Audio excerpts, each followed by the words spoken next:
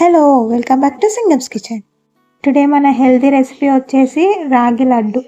మంచి protein food తినాలనుకునే వాళ్ళకైతే ఇది మంచి స్వీట్ రెసిపీ అని చెప్పొచ్చు. ఇక్కడ నేను రాగి లడ్డుని చాలా సింపుల్ వేలో ఎలా చేసుకోవచ్చో చూపిస్తాను. రాగి లడ్డు ఎలా చేసుకోవాలో చూసేద్దాం రండి.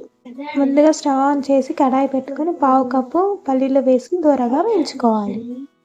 మేము చూపించే విధంగా పల్లీలను దూరగా వేయించుకున్నాక మిక్సీ జార్లో వేసుకోవాలి.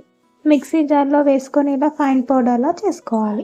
మళ్ళీ అదే కడాయిలో 2 టేబుల్ స్పూన్ దాకా నెయ్యిని వేసుకొని బాదం జీడిపప్పుని వేయించుకొని పక్కన పెట్టుకోవాలి. అందులోనే మళ్ళీ కప్పున్నర దాకా రాగి పిండిని తీసుకొని వేయించుకోవాలి. రాగి పిండి దోరగా వేయించుకోవాలి.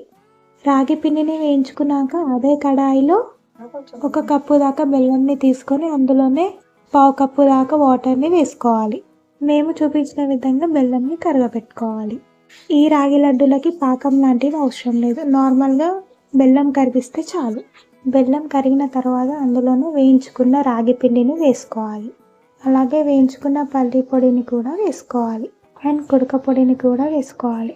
లాస్ట్కి వేయించి పెట్టుకున్న బాదం జీడిపప్పుని కూడా వేసుకొని మిక్స్ చేసుకోవాలి. బెల్లం చల్లారక ముందుకే రాగి లడ్డులని ముద్దలుగా చేసుకోవాలి, లేదంటే గట్టిగా అయిపోతుంది, లడ్డూలు చుట్టడం రాదు మనకి.